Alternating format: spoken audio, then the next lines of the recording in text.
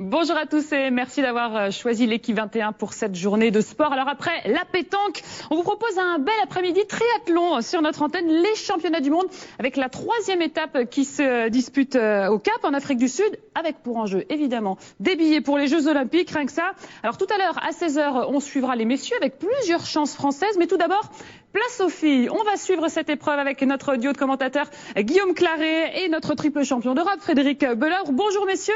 Malheureusement, pas de française sous le beau soleil de Cape Town. Bonjour France, bonjour à toutes et à tous. Non, effectivement, pas de françaises dans cette course féminine. On les retrouvera un petit peu plus tard dans la saison, les françaises avec eh bien ce quota olympique qu'elles vont essayer d'aller chercher. On les retrouvera très certainement plutôt en Coupe du Monde du côté de Cagliari d'ici quelques semaines. Là, pour le coup, mon cher Fred, ça devrait plutôt parler anglais sur le podium à l'issue de cette course féminine. Les Britanniques sont là en force. Oui, tout à fait. Salut Guillaume. Tout à fait. Là, il y a un gros combat entre les Françaises, entre les Anglaises, pardon. Même si les qualifications olympiques sont déjà réglées, il y a quand même une certaine fierté chez chacune de ces athlètes et elles sont super bien préparées. Donc, elles vont nous faire un beau festival, je pense. Ah oui, pour l'instant, il n'y a que des Britanniques qui se sont imposés sur les années précédentes ici au Cap. Peut-être le doublé de Vicky Holland, qui est donc la tenante du titre. Jodie Stimson, elle, s'était imposée en 2014. Imaginez qu'elle, n'est pas qualifiée effectivement pour les JO. Alors vous voyez les étapes de cette saison de Coupe du Monde. C'est la 3e avec un parcours court. C'est une distance sprint que ce triathlon, que ce WTS du Cap. Voilà, tout à fait. Il y a 750 mètres de natation, 20 km à vélo et 5 km de course à pied, divisé en plusieurs tours comme on peut le voir à l'écran. Ouais, 4 tours effectivement de vélo avec cette petite partie là également sur la côte qui va être évidemment certainement un petit peu venteuse et notamment jusqu'au Green Point. Et après on va revenir au stade d'athlétisme où se déroule la transition entre le vélo et la course à pied. Ouais, on peut voir que c'est un parcours quand même avec beaucoup de relances, beaucoup de virages parce que c'est 20 km donc là il y a 4 tours plus la jonction donc c'est vraiment des tout petits tours et ça va faire mal aux jambes. Ensuite, le circuit se déplacera à Yokohama, évidemment étape ô combien importante l'étape japonaise, la dernière avant la sélection olympique mi-mai. Hambourg, ce sera également une grosse étape puisque il y aura le relais des championnats du monde où les Français excellent depuis quelques années désormais. On rappelle, ils sont champions du monde en titre. Et puis la belle grande finale cette année du côté de Cozumel et du Mexique. Ellen Jenkins en tête du classement à l'heure actuelle. Ellen Jenkins qui a réalisé une superbe course du côté de la Gold Coast sur la tout à fait. deuxième étape. Il y a 2 semaines, elle est allée chercher son ticket pour Rio. C'était une course pleine de panache. Ah oui, les Britanniques qui sont déjà au complet, c'est dire la qualité du triathlon britannique, que ce soit d'ailleurs chez les jeunes femmes ou chez les garçons avec les frères Brownlee. Alors on va suivre également Flora Duffy quand même, la fille des Bermudes qui reste sur 2 4e places depuis le début de saison à Abu Dhabi et sur la Gold Coast. Peut-être un premier podium cette saison. Ouais, tout à fait, super saison pour Flora. Là elle prouve vraiment ses progrès de ces dernières années depuis son titre de championne du monde sur Xterra. Donc je pense qu'on peut l'attendre sur ce parcours assez technique. Il va falloir être présent sur la partie vélo. Flora Duffy donc qui fait figure de favorite aux côtés de Vicky Holland, je vous le disais, qui s'était imposée l'an dernier, qui est la tenante du titre. Jodie Stimson, elle s'était imposée en 2014. On va penser également à Non Stanford, vainqueur de ces séries mondiales en 2013, qui elle aussi est qualifiée pour les Jeux Olympiques. Tout à fait. Et puis on va parler un petit peu peut-être des Européennes qui sont dans ce tableau féminin. On peut voir que le public est quand même bien présent pour ce moment le plus stressant quasiment de la course. Les quelques secondes qui précèdent le départ, ça va partir. Là, on essaye de faire monter le cœur un petit peu en augmentant la fréquence respiratoire pour pas avoir trop d'écart entre ce moment statique où on attend le coup de pistolet et les premiers mètres qui vont être quasiment faits à 100% de ses capacités pour pouvoir se placer dès le coup de départ. Allez, l'eau est fraîche en ce mois d'avril au Cap. On est à quoi, une quinzaine de degrés pour la voilà, une quinzaine de degrés, donc combi autorisé et même obligatoire. On rappelle d'ailleurs peut-être les températures réglementaires pour les combinaisons. C'est au-dessus de 20 degrés, la combinaison néoprène est interdite. Donc on court avec des maillots de bain en tissu qui résistent aux 3 disciplines, qui glissent bien dans l'eau et qui laissent respirer en course à pied. Mais là, combinaison autorisée.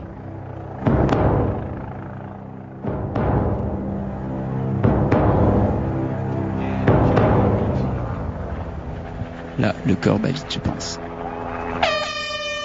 Allez, c'est parti pour cette troisième étape des WTS ici au Cap, et cette course féminine.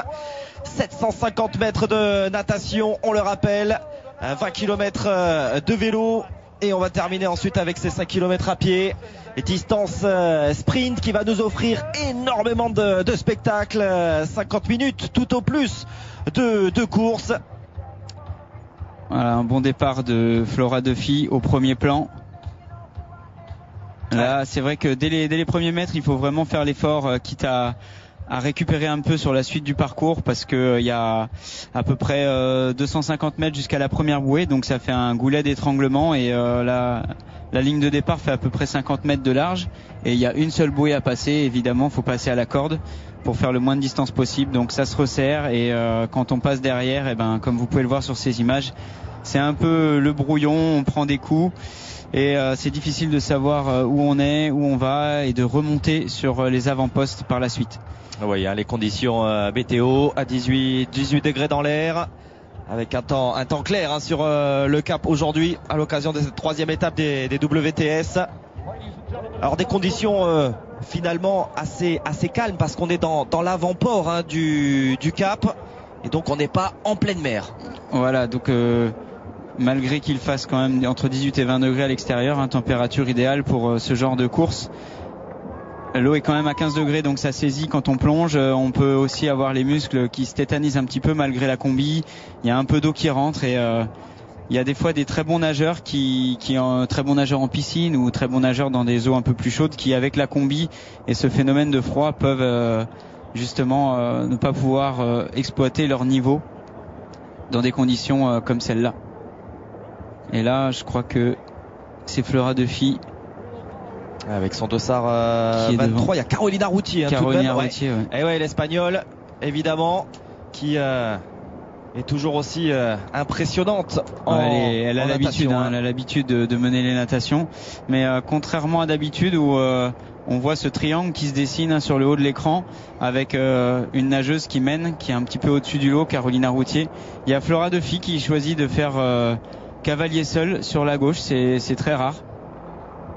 Alors est-ce que la stratégie va payer ou pas? On peut voir peut-être un peu de courant, mais dans un port fermé, je pense que le courant va pas trop influencer sur les vitesses. Mais connaissant la vitesse habituelle de Carolina Routier en natation, c'est vrai que c'est impressionnant de voir Flora qui va presque passer en tête à la bouée. Et vous n'hésitez pas, vous l'avez vu, à réagir via les réseaux sociaux, via le hashtag Triathlon21. Vos réactions, vous nous posez également vos questions, et avec Fred bien sûr nous tenterons d'y répondre. C'est vrai, ce choix de l'athlète des Bermudes a pu nous interroger, en tout cas l'espace de quelques instants, mais il semble payant. Elle a peut-être également évité un petit peu le bouillon, de se faire brasser. Ouais, c'est possible. C'est vrai qu'au moins elle était située sur le ponton à l'extérieur, car on se place sur le ponton par ordre d'appel, par ordre d'arrivée. Donc c'est le dossard qui fait le choix, et elle a eu la chance de pouvoir se placer où elle voulait. Donc elle s'est mise à l'extérieur pour ne pas être gênée, et elle a profité de son choix et de ses avantages jusqu'au bout en nageant toute seule, et c'est vrai que ça a payé. Elle n'a pas été gênée, elle a pu placer sa nage, se poser tranquillement et nager presque comme en piscine. Et là il y a déjà une cassure à l'écran.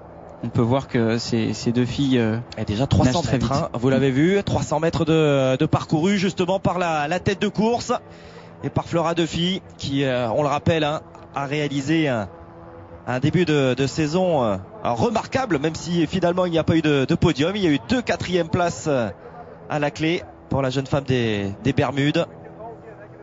Alors l'Espagnole est habituée à sortir devant de l'eau, hein, souvent avec quelques mètres d'avance, toute seule même.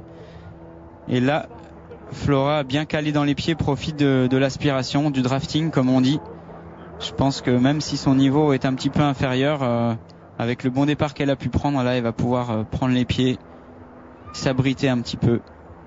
Et derrière, on a une 3e athlète là qui semble, en tout cas, tenter de décrocher un petit peu le peloton de poursuivante.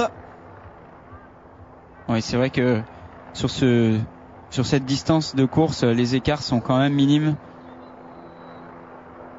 Même si à l'écran il y a quand même déjà une belle cassure, ce sera de toute façon des écarts à l'arrivée très courts et c'est ce qui fait la beauté des sprints de cette distance, des spectacles hyper intenses.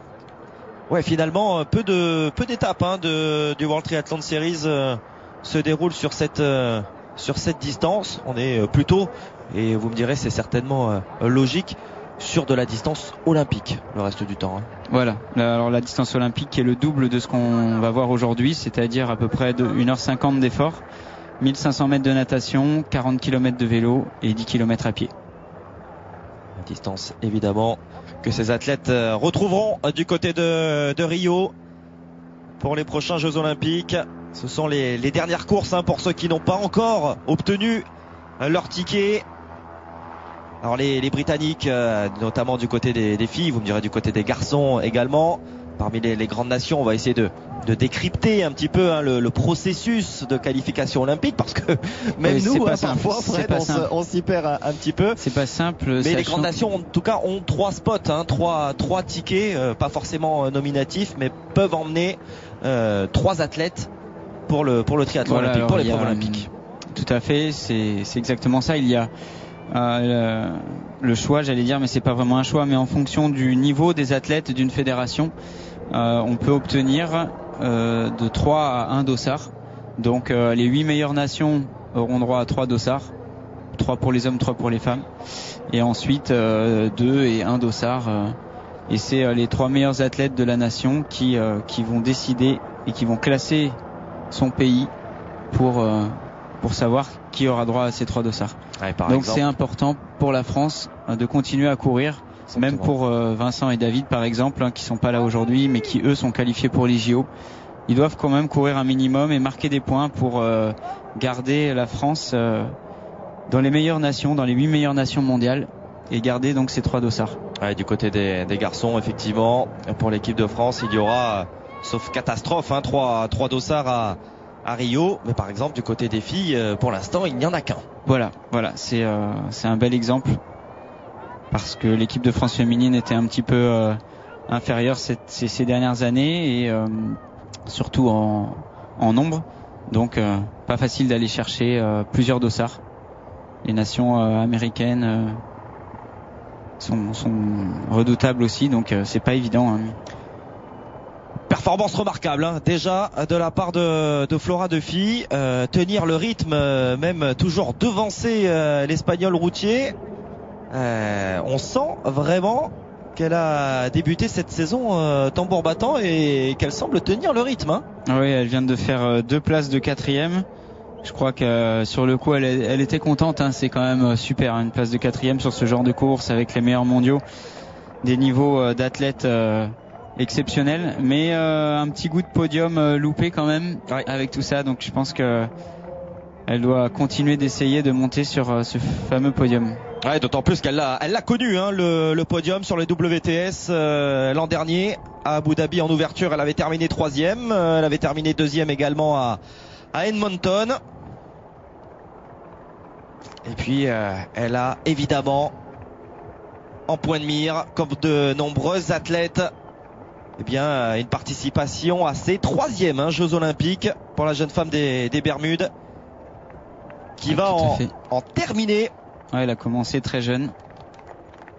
Allez, moins de 9 minutes hein, pour pour ces 750 mètres. Allez.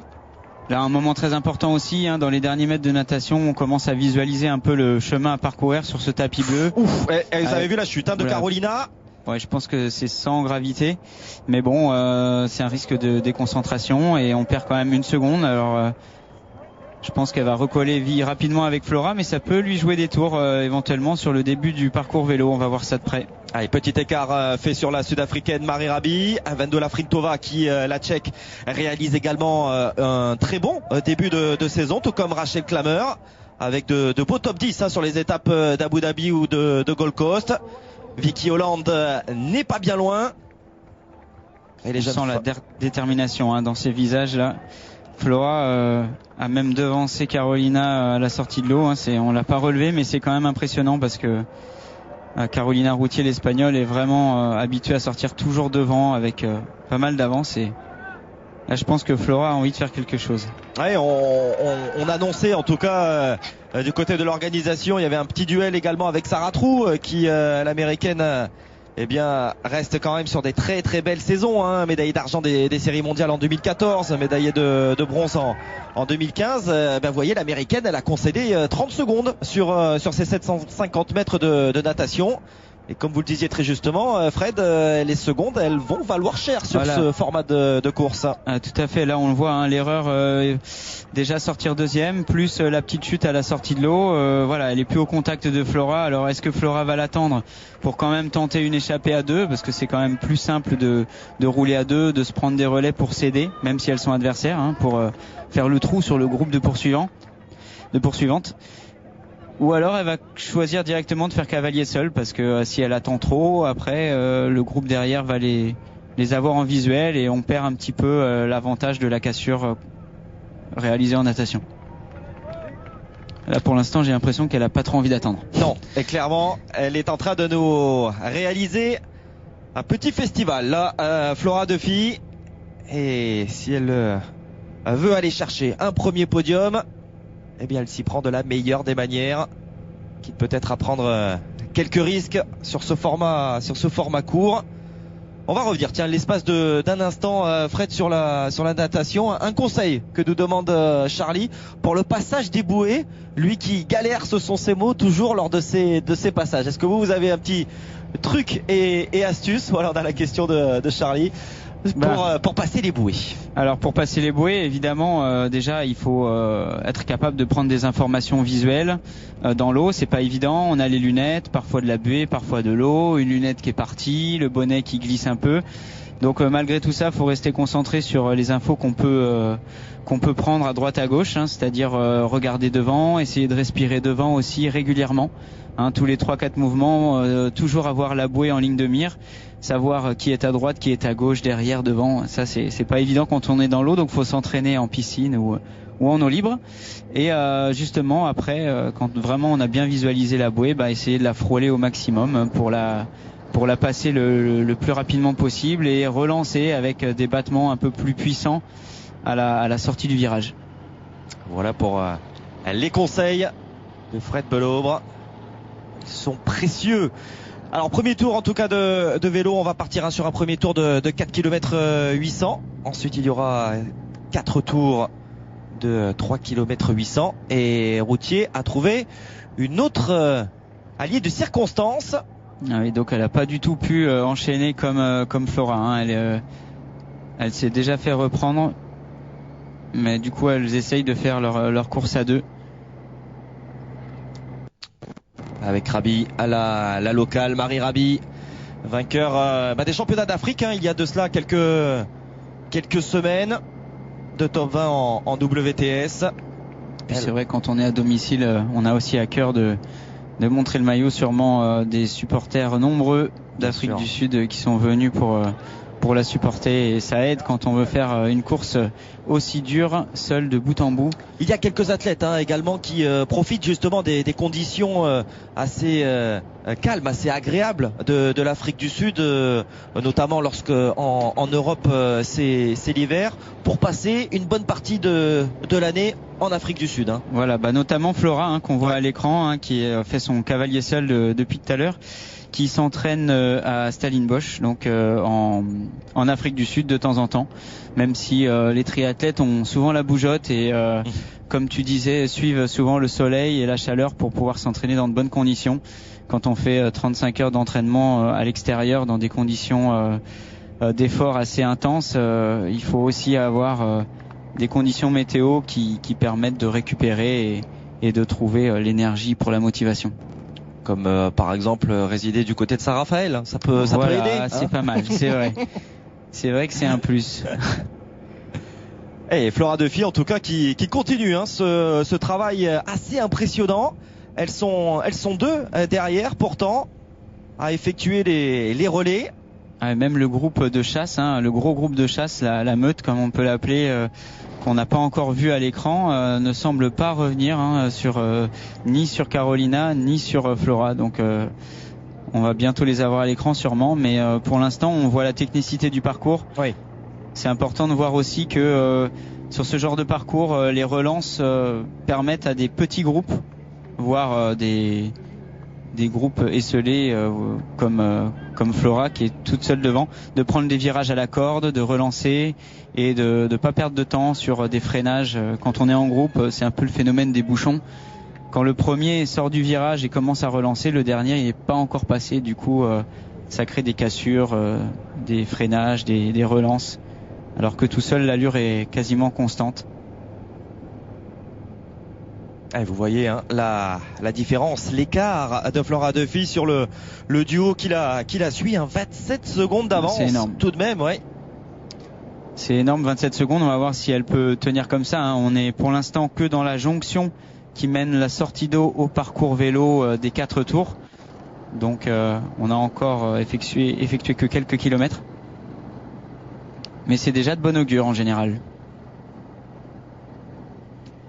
Ça y est. Voilà l'image justement de ce duo qui ne fonctionnait que très moyennement entre Rabi et Routier. Les Britanniques Holland, Stimson notamment sont de retour. Les Espagnols aussi. Bien sûr. En nombre. Là on est en train de retrouver toutes les favorites. Stimson en fin de groupe. Là Casper également l'américaine.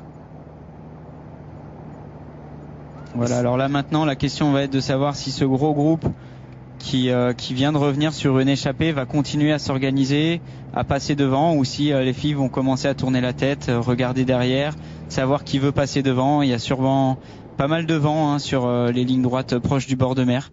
Donc ça peut être en la faveur de Flora. Flora Duffy seule face à son effort.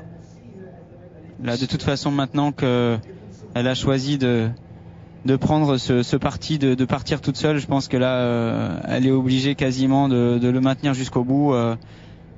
Ce serait dommage de relâcher ses efforts maintenant parce que mine de rien elle grille des cartouches. Donc si elle pose avec de l'avance, ça peut être très payant, mais par contre si elle se fait reprendre, évidemment elle sera un petit peu diminuée par rapport aux autres filles qui ont roulé en paquet et qui auront récupéré un petit peu dans les roues.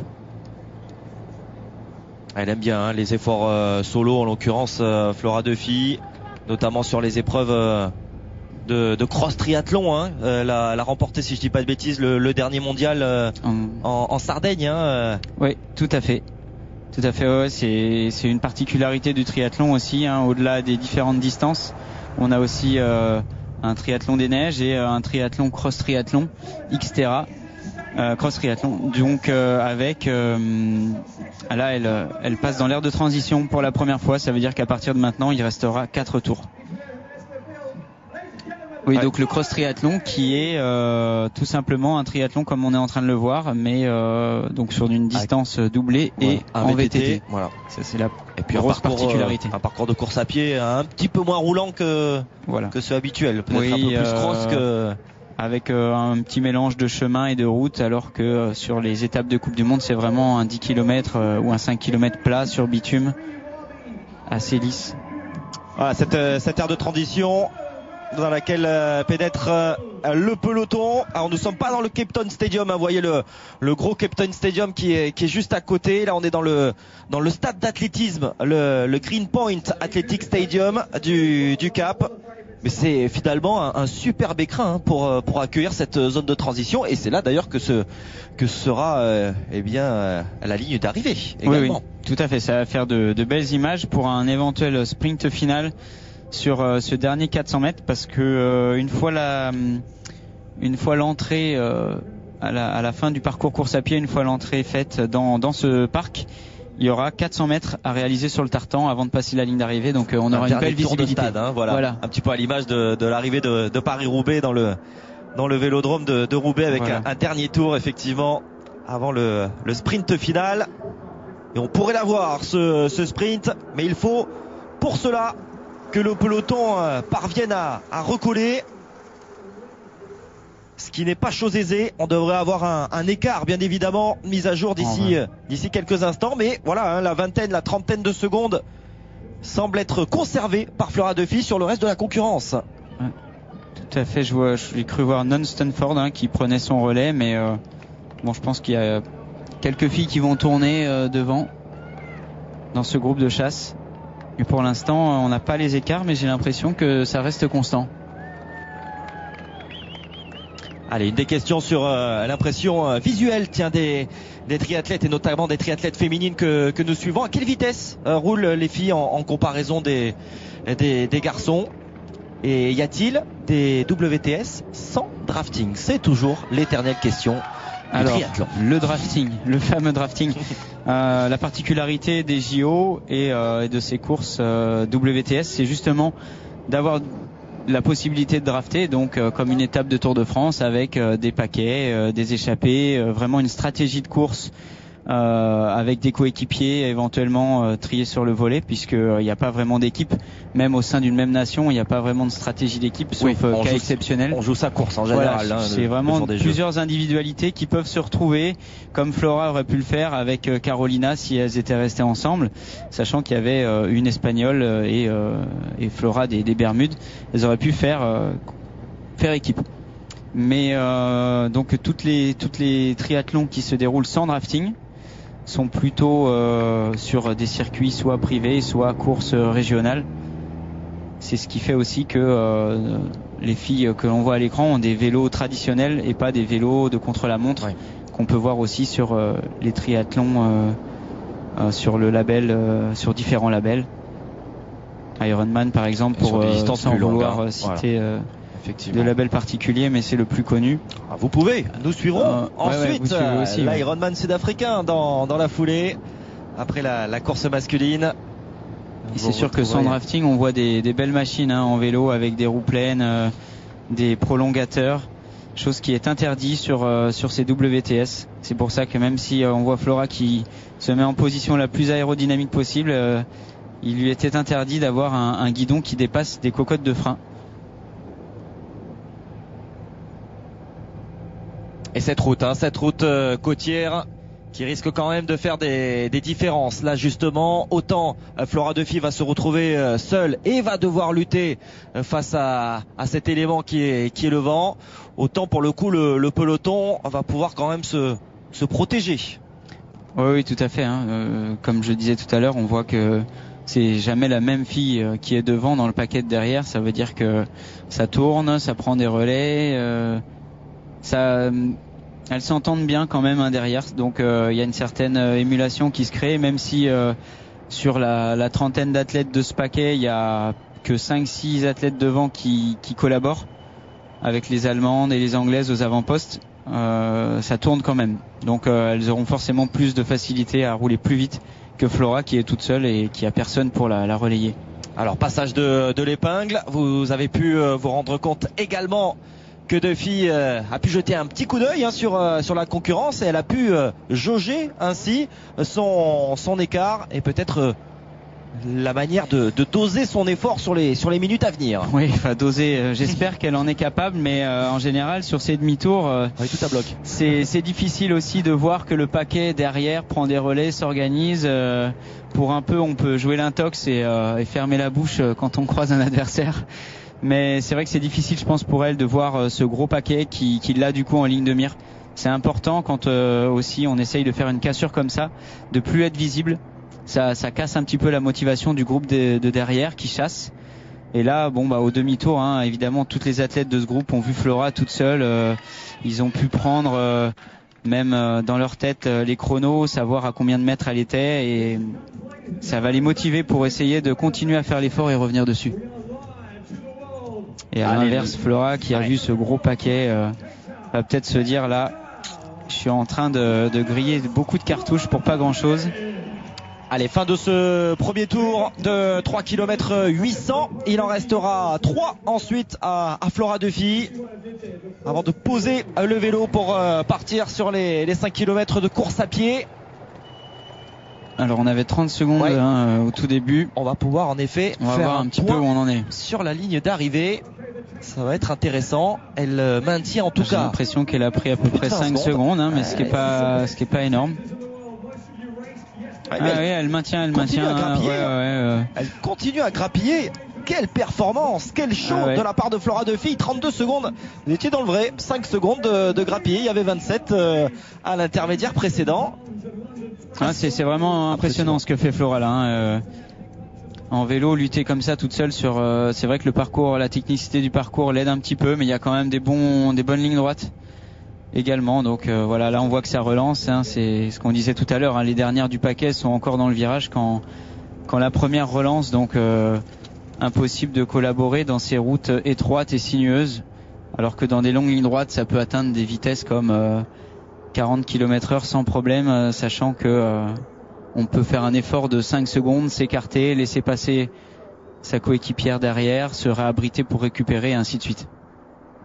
Flora Duffy qui est en train de réaliser un grand numéro à l'occasion de cette course féminine, et on vous le rappelle sur les coups de 16h nous suivrons la course masculine. Alors si du côté des filles on est quelque peu sevré de tricolore, ça ne sera pas le cas pour la course masculine, même si Vincent Louis a été obligé de différer sa rentrée, que Davidos ne sera pas là. Nous aurons trois tricolores avec notamment le champion de France en titre, Pierre Lecor, sacré l'an dernier. Nous avions pu le suivre sur l'équipe 21 du côté de Cannes. Je vous propose de l'écouter, Pierre, qui va nous dire un mot à quelques minutes du coup d'envoi de la course masculine. Interview réalisée il y a de cela quelques jours par Anne Audru du côté de Montpellier, où Pierre s'entraîne en compagnie de son entraîneur Tony Moulet. Cannes, c'est une course très importante pour 2 raisons, parce qu'il y a un dossard olympique à aller chercher, et puis c'est la reprise des compétitions internationales, et donc il faut pas se louper, il faut pouvoir être présent dès le départ et pouvoir marquer les esprits si possible. Eh oui, ce dernier dossard à aller chercher, parce qu'on le rappelle, il y aura, sauf catastrophe, 3 quotas pour l'équipe de France. Chez les hommes. Chez les hommes, exactement. Vincent Louis, Davidos, voilà, on fait en tout cas... un point d'interrogation. Exactement, voilà. Les 2 premiers ont fait ce qu'il fallait pour obtenir les 2 dossards. Et derrière, effectivement, entre Pierre Lecor, Aurélien Raphaël, on pense également à Dorian Coninx, bien sûr, on ne l'oublie pas. Voilà, ces 3-là, ils vont se tirer la bourre. Ça tombe bien, ils sont là, présents, comme de par hasard, pour peut-être aller chercher ce ils sont présents, ils sont en forme, ils ont faim, ils ont fait des super chronos vraiment dignes des meilleurs athlètes de l'athlétisme français sur des 10 km plats. Donc ils ont montré qu'ils étaient là pendant l'hiver, au mois de janvier, au mois de février. Après, il s'est passé des courses plus ou moins bonnes, mais voilà, c'est maintenant que ça va se jouer. Il y a cette étape du Cap et celle de Yokohama. Exactement. Donc on va être déjà fixé normalement à la fin de cette étape-là, savoir qui aura marqué des points pour ce 3e dossard. Donc là, grosse pression chez les Français, même si il faut préciser quand même que l'ambiance est vraiment sympa dans cette équipe de France. Bien sûr, vous faites Ils bien sont de le tous préciser. potes. Et évidemment, il y aura qu'une seule place, mais apparemment l'ambiance est toujours très conviviale et fair play et de bonne humeur. Ça reste dans un bon esprit. Et c'est bien là l'essentiel. Et puis c'est plutôt un voilà, un problème de riche pour l'encadrement tricolore, d'avoir potentiellement 5-6 triathlètes qualifiables et qui peuvent en plus réaliser évidemment une très belle course et avoir l'objectif d'un podium du côté de Rio. Hein. Ouais, tout à fait. C'est vrai que vaut mieux ça que l'inverse, hein, comme on peut voir les filles, hein, où il y a un petit manque d'effectifs chez les Français avec Amy, à qui on pense fort pendant cette course fille, même si elle n'est pas présente, qui est quand même bien partie pour se qualifier. Hein. Pour l'instant, c'est elle qui assure le dossard français. Il y a Audrey Merle aussi qui va essayer de jouer sa chance. Mais on pense quand même à l'équipe de France féminine, même si elle n'est pas représentée aujourd'hui. Bien sûr, les filles qui devraient faire plutôt la Coupe du Monde de Cagliari, hein, voilà, là où Vincent Louis justement eh bien effectuera sa rentrée. Lui qui était gêné en fait par des petits problèmes de cheville, mais voilà, rien de très grave. On a préféré assurer quelques jours de repos supplémentaires. Hein. Oui, tout à fait. C'est vrai que sur ces manches de championnat du monde, il faut vraiment être à 100% de ses capacités et un tout petit pépin rend tout de suite une course impossible ou alors un bon résultat, une bonne performance impossible. Hein. C'est des Formule 1 là qu'on voit à l'écran qui s'entraînent 35 heures par semaine avec un diététicien pour certains, un préparateur mental, un coach en musculation, en natation, en vélo, en course à pied. Tout est calculé au millième de seconde près dans leur journée depuis 4 ans et je pense que Vincent a préféré faire l'impasse sur cette étape, faire un voyage de 10 heures pour aller en Afrique du Sud, pour faire une course un petit peu diminuée. Je pense qu'il a préféré tout optimiser pour les JO et rester tranquille chez lui pour se soigner. Par contre, pour rassurer ses supporters et la fédération qui lui demande quand même d'être performant et de le prouver avant d'être qualifié de manière certaine, il va aller faire la Coupe du Monde de Cagliari la semaine prochaine. Et puis il y aura également d'autres belles échéances avec les Europes du côté de Lisbonne fin mai.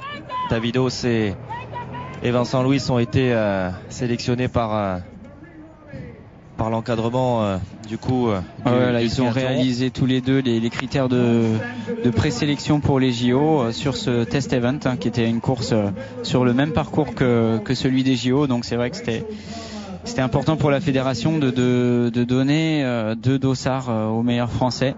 Donc Vincent et David qui ont vraiment assuré le coup 1 an avant les Jeux. Hein. C'est très confortable pour eux. Ils ont pu s'entraîner tout l'hiver sans trop de pression, alors que pour Dorian Coninx, Pierre Lecor et Aurélien, voilà, la première compète de l'année, c'est déjà se qualifier aux Jeux. Bien sûr.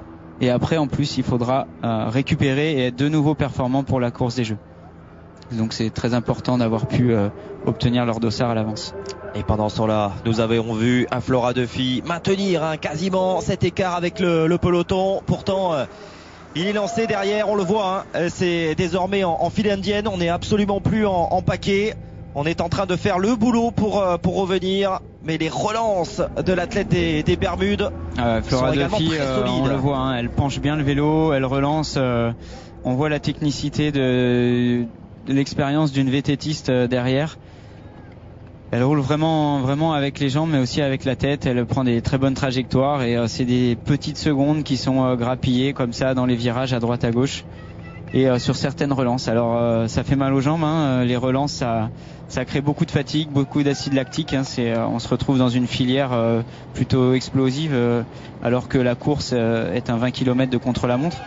Donc voilà, ça va sûrement l'handicaper un petit peu pour la course à pied, mais si elle pose avec de l'avance, ce sera toujours 30 secondes de gagner et après elle court quand même vite, donc ça peut aller chercher une victoire avec 30 secondes d'avance, c'est quand même confortable. Ce serait la première, bien sûr, sur les WTS pour Flora Duffy, qui est montée sur le podium à 2 reprises l'an dernier. On voit la position là en temps réel.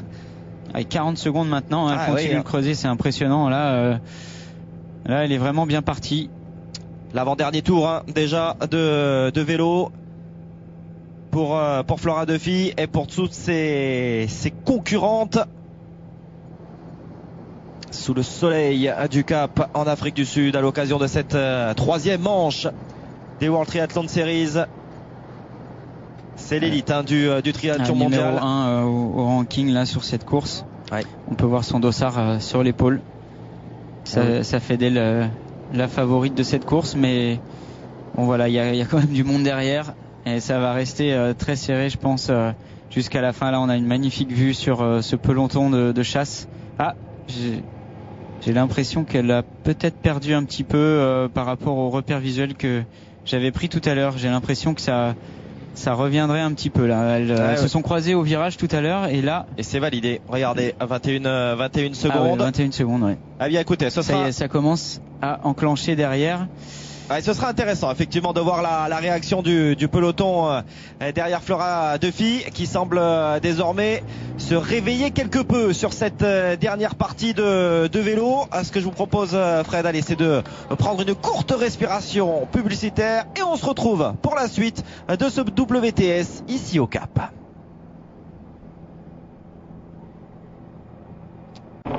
Et nous voici de retour au Cap à l'occasion de la 3e manche des World Triathlon Series. La course féminine se déroule sous nos yeux.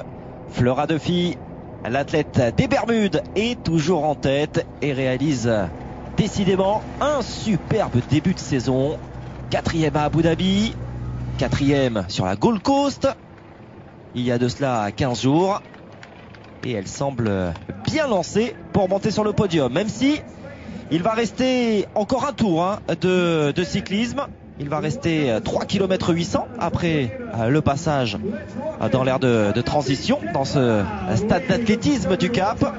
Superbe écrin pour cette zone de transition et pour la ligne d'arrivée d'ailleurs. Il peut se passer beaucoup de choses en un tour, Bien sûr. Dans le bon comme dans le mauvais. D'autant plus que vous le disiez, la technicité de Flora Duffy, elle prend quand même des risques. On a vu prendre des angles dignes des garçons. Des fois, ça peut ne pas tenir si on en met un petit peu trop d'angles. Ouais, bon, pour l'instant, elle a quand même géré. Il n'y a pas eu de chute, mais on va dire que à la fin du parcours vélo, quand même, sûrement que les jambes commencent à piquer un petit peu. Ça commence à être lourd d'être toute seule depuis le début et à la fois derrière ça visse aussi, elle doit avoir les écarts, donc elle voit qu'elle a perdu 15 secondes 15 secondes dans l'avant-dernier tour. Je pense que là elle a pris un petit coup au moral. L'impression visuelle en tout cas du visage de Flora Duffy n'était pas la meilleure. On l'a vu dodeliner un petit peu de la tête, jeter un coup d'œil derrière elle, histoire de voir si elle apercevait le peloton en chasse. Ce dernier tour risque d'être assez long. Ouais, il doit avoir ses entraîneurs sur le côté qui lui donnent les écarts, et là elle avait 40 secondes. Elle était dans l'ascension positive mentale aussi, elle grappillait des secondes, et là d'un coup elle a perdu 15 secondes en un tour. À mon avis elle doit commencer à craindre un petit peu le retour, ce qui ferait pas du tout son affaire après avoir fait 20 km toute seule. C'est le pire des scénarios. Vous nous parliez des écarts, Fred, c'est l'une des questions que nous avons via les réseaux sociaux, je vous le rappelle. Vous n'hésitez pas à poser vos questions, à nous donner vos réactions, je vais y arriver, via le hashtag triathlon21.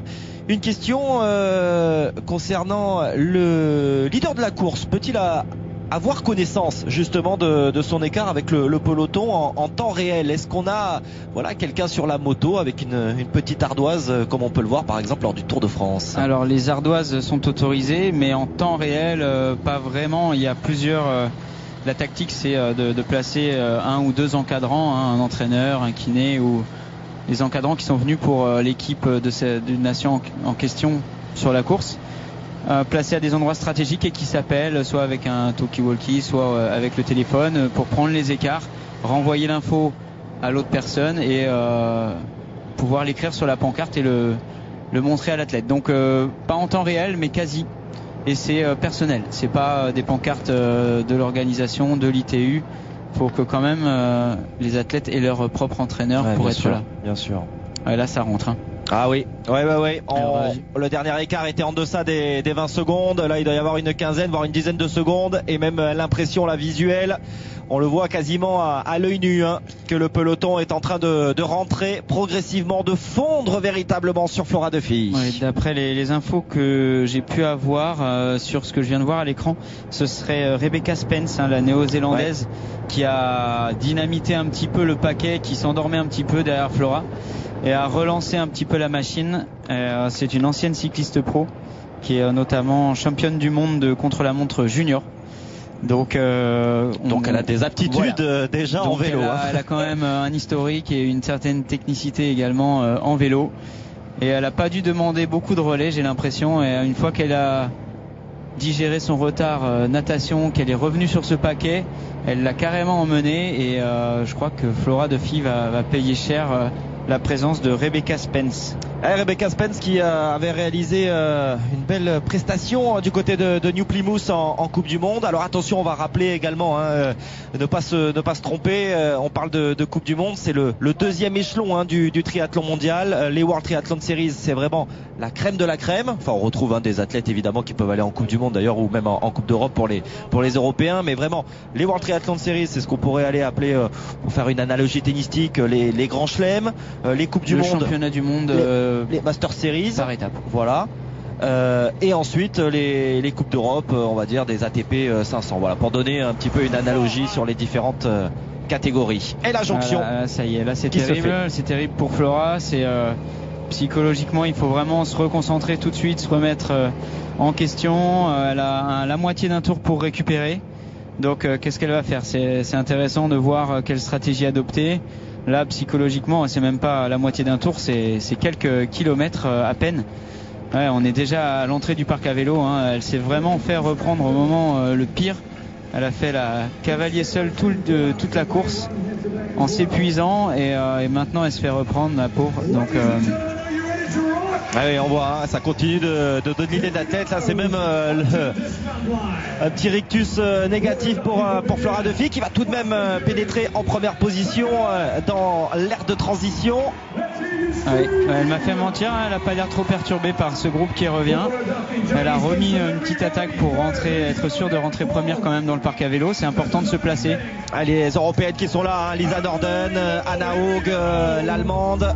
Les Espagnols sont en embuscade. Allez, c'est parti pour ces 5 km. Niki Samuels aussi, qui était présent dans ce groupe, hein, qui a dû bien contribuer à la remontée de ce paquet. Très bonne cycliste également. Et là, ça part vite, hein. 5 km, je peux vous dire que ça se regarde pas. Là, les pulses sont quasiment à leur maximum. Et après, ça risque de temporiser un petit peu, mais l'écrémage sur le premier kilo est vraiment redoutable, hein. Il faut avoir travaillé ça à l'entraînement. La transition vélo-course à pied, c'est terrible. Avec un premier groupe là qui est en train de se former, de 5-7 athlètes, on va dire. Derrière, on essaye de garder la jonction, mais c'est compliqué. Et il me semble bien que c'est les maillots britanniques là qui sont en force. Vous me direz, c'est pas franchement une surprise. Je crois que c'est Non-Stanford qui est devant. Elles sont quasiment toutes là. J'ai confondu avec une japonaise, hein, sur la droite de l'écran, mais Non-Stanford est là. Et Flora Duffy. Bien sûr, qui va toujours présente. Qui va tenir. Il y a Vicky Holland, évidemment, la tenante du titre. Alors c'est également une question que nous avons eue sur les réseaux sociaux. Les qualifiés britanniques pour les Jeux. Vicky Holland, que vous voyez au premier plan là sur la droite de votre écran, tenante du titre ici au Cap, est qualifiée pour les Jeux. Non-Stanford, que l'on voit également, vainqueur des séries mondiales en 2013, elle aussi est qualifiée. Helen Jenkins, qui a réalisé une course remarquable du côté de la Gold Coast, est qualifiée pour les Jeux. Et donc Jodie Stimpson, rien que ça, elle qui s'est imposée en 2014, qui a accessoirement remporté l'étape d'Abu Dhabi, hein, l'étape d'ouverture de ces World Triathlon Series, ou la Coupe du Monde de Mouloullaba. Eh bien, elle n'est pas qualifiée pour les Jeux. On la voit là à gauche de l'écran, elle passe devant, juste devant nous. C'est terrible, voilà, un pays avec une densité comme celle de l'Angleterre, hein, que ce soit chez les hommes, on a vu ça en 2012. Et ça vaut dans les deux sexes, voilà, pour le coup. Avec des grosses nations, un réservoir d'athlètes énorme, hein, ça se bagarre pendant 4 ans et puis voilà, la sélection aux Jeux c'est toujours délicat et il y a des athlètes qui mériteraient vraiment d'y aller, mais par la force des choses, il n'y a que 3 places, hein, donc il faut faut faire un écrémage malgré tout. Et là, c'est Jodie Stimpson qui va en subir les conséquences. Ouais, c'est Anna Haug d'ailleurs qui est au contact, l'allemande. Elle aussi, elle joue cette qualification au JO aujourd'hui. Bien sûr, Anna Haug, l'expérimentée Anna Haug à 33 ans. Elle qui a réalisé un superbe test event d'ailleurs l'an dernier à Rio avec une 7e place. Attention, on pourrait la retrouver. On rappelle qu'elle s'est imposée sur les WTS à Hambourg en 2013, à Auckland à l'occasion de la grande finale en 2012. Donc c'est une jeune femme évidemment qui joue les premiers rôles et qui est capable de tenir ce groupe de 5. Voilà, 2 filles, Stimpson, Haug, Holland, Stanford, 3 Britanniques. Là ça court.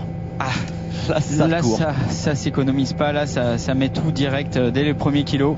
On peut voir vraiment malgré que ce soit les filles et malgré qu'elles aient nagé et couru avant, c'est des vitesses vraiment astronomiques là qu'elles sont en train de développer pour faire l'écrémage et se faire leur propre sélection. Je pense que Non Stanford, qui vient d'apprendre sa non-qualification au JO, comme tu le disais, a été piqué dans son orgueil et va sûrement essayer de faire mentir la fédération et éventuellement d'aller chercher une victoire au sprint final. Ça va être un très beau finish en tout cas entre ces 4 Anglaises. Alors vous avez promis beaucoup de spectacles à l'occasion de ce triathlon du Cap, de cette étape sud-africaine qui se court sur un format sprint, contrairement à la majorité des épreuves qui se courent sur la distance M, la distance olympique. On ne vous avait pas menti. Là, l'écart est minime, que ce soit d'ailleurs entre les 5 jeunes femmes de tête, et même si, la perspective est un petit peu écrasée par le plan de caméra, derrière, les américaines, la japonaise peuvent tout à fait rentrer. Bon, ce sera au prix d'un bel effort quand même, parce que devant, ça n'amuse pas la galerie. Quand on commence à sauter au début, sauf des athlètes qui partent prudemment, mais quand on perd le contact comme ça, c'est difficile, surtout que Non Stanford imprime un rythme régulier. Je pense qu'elle est capable de rester comme ça jusqu'au bout. Ouais, les américaines. On a vu Lisa Nordon qui s'était aussi imposée sur les JO de Londres. Ouais, exactement. Sur le podium au JO de Londres. Là, c'est des athlètes qui sont lâchés aujourd'hui. C'est dire si le triathlon évolue, si les allures évoluent aussi, et là ça court très vite. Ouais, Nordo, on l'avait également vu à l'occasion des Jeux Européens sur l'antenne de l'équipe 21. Elle était montée sur le podium également, la Suédoise, médaillée de bronze. Il y a une Anglaise qui vient de quitter un petit peu ce groupe, c'est Anne Haug et Flora Duffy qui restent au contact des Anglaises. Ouais, c'est dur, c'est dur. Quel rythme imprimé par Non Stanford. Non Stanford. Elle, pour le coup, elle sera du côté de Rio pour les Jeux. Elle court le Grand Prix français, qui est une des vitrines aussi du triathlon international en France. Faut le préciser, on voit tous ces athlètes qui sont sur des manches de championnat du monde et qui courent quand même, qui viennent courir le Grand Prix français, comme quoi c'est. Et vous me tendez la perche, le début du Grand Prix de triathlon, c'est également fin mai du côté de Dunkerque, le 22, et Dunkerque sera également la course en tout cas du championnat de France élite et espoir. Donc n'hésitez pas à vous déplacer du côté de Dunkerque le week-end du 22 mai si vous voulez voir la crème à la fois du triathlon français mais également du triathlon international. Tout à fait, c'est quasiment des manches de championnat du monde à chaque fois qui se déroulent pour un spectacle très très sympa. On s'était régalé notamment sur la finale l'an dernier du côté de Cannes. Avec beau spectacle. À Nice qui faisait aussi à Nice d'ailleurs, office de Cannes. Nice, oui, c'est Nice, très loin, tout à fait. Non, mais... Surtout quand on est en Afrique du Sud, finalement.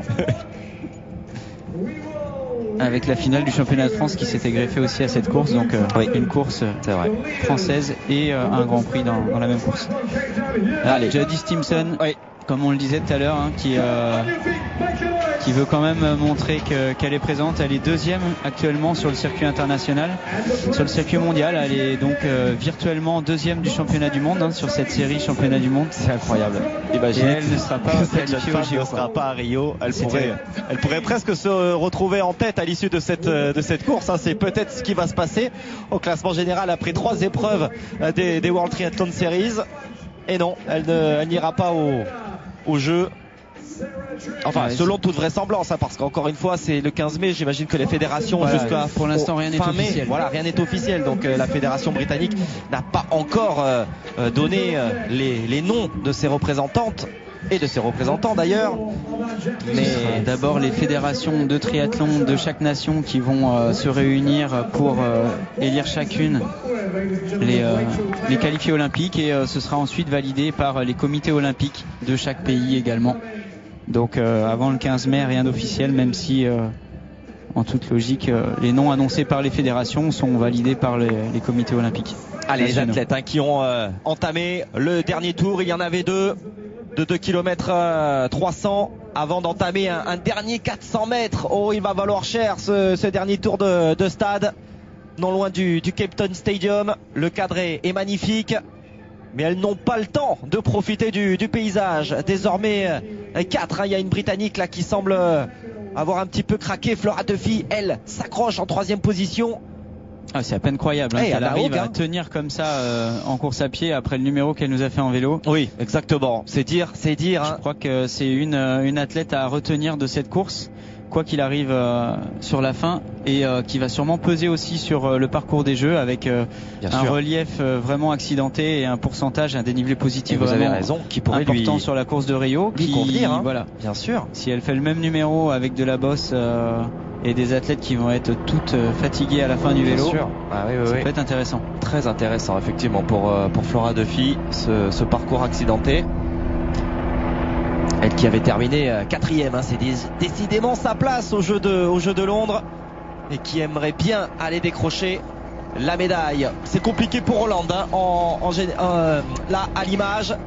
Vicky Holland. Ouais, il n'y aura peut-être pas de doublé, hein, pour Vicky Holland, elle qui s'était imposée l'an dernier. Ueda, la japonaise, aux côtés de Casper. Voilà, différence de gabarit entre les américaines et les japonaises, hein, ça c'est toujours impressionnant. Les grands gabarits américains. Ouais, ça continue de courir, hein, derrière, faut pas croire, hein, il y a pas beaucoup d'écart, ça va très vite aussi derrière. Allez, une nouvelle qui a sauté, c'est Flora Duffy, me semble-t-il. Ouais, Flora Duffy qui est en train de caler. Oh, le podium qui est peut-être en train de s'échapper pour l'athlète des Bermudes. Ah, là c'est dur en fin de course, là ça va bientôt faire 40 minutes d'effort, et ça commence à être compliqué. 40 minutes d'effort à fond, toute seule. Anna Haug en tout cas, elle semble tenir. Là il y a des athlètes un petit peu partout disséminés sur ce parcours, sur cette boucle de 2 km 300. Anna Haug qui tient. Ah, c'est dur. Voilà, Jodie Stimson tente une petite mine. Aïe, Stimson, impressionnante Stimson. Ouais. Championne du monde, hein, espoir. Donc elle vient pas de nulle part. Championne du monde espoir en 2012. De suite championne du monde élite à 24 ans en 2013. C'est une athlète très complète et régulière, hein, sur l'ensemble de sa saison, de sa carrière. Bien sûr, et puis ça va peut-être faire 2 victoires en 3 étapes, hein, à peine, avec Abu Dhabi et désormais cette étape du Cap. Et allez, c'est encore long, hein. Puis sur le tour de piste, sur les 400 mètres, il peut évidemment se passer encore beaucoup de choses. Elle qui s'est imposée, hein, ici en 2014, Jodie Stimson. On voit le pied de Jodie qui est quand même hyper réactif au sol. On reconnaît quand même le style d'une coureuse à pied. Elle avait été blessée en 2014, elle avait fait une saison quasi blanche, c'est assez rare pour une athlète de ce niveau de se blesser et de ne pas pouvoir faire aucune course de la saison. Ça a dû la faire douter un petit peu. C'est difficile, hein, de maintenir quand même son niveau pendant toutes ces années, et elle a dû se soigner correctement pour être présente l'année des Jeux. Et là on voit qu'elle a retrouvé 100% de ses capacités. Ah oui, Stanford qui fait une superbe impression. C'est vrai que vous le disiez très justement, hein, 2014, année blanche. Alors que finalement elle venait de remporter les séries mondiales en 2013 en plus. Du monde en 2013, ouais. Donc c'était quand même évidemment au sommet de sa gloire que cela lui est arrivé. Et elle a eu la capacité de revenir. Vous me direz pour Flora Duffy, finalement elle est arrivée très jeune aussi. Il y a eu quelques années où on l'a quand même quelques années beaucoup moins d'absence. vue. Et puis quand elle est revenue depuis 2 ans, depuis 2-3 ans. Elle est revenue en tapant fort sur la table. Ouais, exactement. Oh l'écart qui est en train de se creuser. Jody Stimson, qui on va le rappeler une nouvelle fois parce que c'est quand même très très fort. Les Britanniques, ce qu'ils sont en train de faire n'est pas qualifié officiellement pour les Jeux Olympiques de Rio, alors qu'elle va peut-être s'imposer pour la 2e fois en 3 étapes sur ces World Triathlon Series. Regardez la mine là qu'elle est en train de poser encore. Et deuxième là, Jody Stimson, c'est vrai que c'est déjà exceptionnel, mais Non est un cran au-dessus aujourd'hui. Non Sudford qu'on voit toute seule devant à l'écran là est en train de s'échapper vers la victoire, j'ai l'impression. Et il faut pas relâcher ses efforts, derrière c'est tout proche. C'est Nan Sudford effectivement en tête, avec Haug qui s'accroche. Anne Haug qui va chercher sa qualification aussi, mais là je crois que autant le podium est pas encore fait, mais la qualif est assurée. Je pense que déjà pour elle c'est une grande satisfaction. Ouais, bien sûr, avec un bon début de saison pour à 1 km de l'arrivée. Ouais, 1 km effectivement. Allez, le 600 mètres, 600 mètres difficile. Sur l'asphalte, ouais. Et les 400 mètres derrière. Hollande. Vicky a complètement sauté un petit peu. Ouais. Sur la fin de course, là, ça a été compliqué. C'est elle finalement qui a emmené sur le début de la course à pied ce groupe de tête. Ça lui a été préjudiciable en tout cas pour la suite et sur la fin de cette course à pied. Vicky Holland qui est actuellement 21e au classement du championnat du monde par étape de la World WTS. Oui, alors c'est vrai que là pour l'instant on est sur 2 classements après 2 étapes simplement, donc on peut qu'un athlète n'ait participé qu'à une des 2 épreuves, Abu Dhabi ou la Gold Coast. C'est vrai que c'est un petit peu plus compliqué. Allez, le 400 mètres qui va débuter, qui a débuté. Je crois que c'est fait pour Jody. Ouais. Pour Non, pardon. Oui, décidément. Elles se ressemblent les deux, elles ont la même tenue. Voilà. Elles nous ont pas facilité la tâche. C'est formidable pour Non de revenir comme ça. Non Stanford. Elle a fait un début de saison assez discrète. Qui va attaquer ce dernier tour avec 5 secondes d'avance sur Jody Stimson. Anna Haug en 3e position. Va-t-elle empêcher une nouvelle fois Flora Duffy de monter sur le podium? Flora Duffy décidément abonnée aux 4e place. 4e, ouais. Mais elle lâche pas. On a affaire à un beau finish pour monter sur le podium. Flora elle doit se dire non, cette fois je peux pas laisser faire ça, faut que je m'accroche. Pas encore 4e. Stanford qui semble avoir fait la différence. Il y a Anne Haug qui craque un petit peu. Et Duffy qui est en train de la passer. Voilà, elle est passée. Oh oui, Flora Duffy qui va enfin monter sur un podium cette saison, semble-t-il. Anna Haug là pour elle. Ce dernier tour. Allez, il reste 50 mètres. Difficile. Allez, le retour effectivement vers la ligne d'arrivée. Nan Sudford qui va donc s'imposer. Moins d'1 heure de course. Belle attitude. Ah oui, moins d'1 heure de course pour la Britannique qui s'impose après les victoires de Vicky Holland l'an dernier, de Jody Stimson en 2014. Nan Sudford s'impose cette année devant sa compatriote doublée britannique et Flora Duffy qui monte, j'allais dire enfin, sur un podium cette saison. Ça y est, elle l'a fait et je pense que ça va lui donner des ailes pour la suite aussi, ce qu'elle a fait aujourd'hui. Anne Haug, l'Allemande, termine 4e. Kirsten Kasper, l'Américaine, tire son épingle du jeu. Vicky Holland qui est quand même 6e. Oui, Vicky Holland effectivement, pas sur la fin. Craqué, elle s'est accrochée. La tenante du titre déchue désormais va quand même marquer de gros points. True, tiens, que Sarah True, que l'on annonçait comme potentielle favorite de cette course, elle termine un petit peu plus loin. Sarah True. Là, il y a des qualifications au jeu qui se jouent. Il y a des critères particuliers dans chaque fédération et toutes les places comptent. On a vu Marie Rabi, la sud-africaine, faire le sprint devant son public. Là aussi, c'est important de bien figurer. Mais la satisfaction pour cette jeune femme, Nan Stanford, qui s'impose à 27 ans. C'est sa 3e victoire sur les WTS. C'est le 8e podium dans la carrière de Nan Stanford. Bon, on n'a pas vu trop d'Australiennes, je suis en train de penser. Pourtant, elles étaient présentes sur la start list et pendant la course. Mais Emma Moffat et Erin Densham sont déjà sélectionnées au jeu. Alors, il y a aussi ça qui joue sur le déroulement de la course. Il y a certains athlètes qui sont là pour marquer des points. Pas dégringoler au classement général, mais quand même sont concentrés sur l'objectif majeur de la saison, c'est-à-dire les Jeux Olympiques, et préfèrent aussi peut-être assurer, arriver peut-être un peu fatigué parfois et pas risquer ni trop de se dévoiler ni de trop en faire.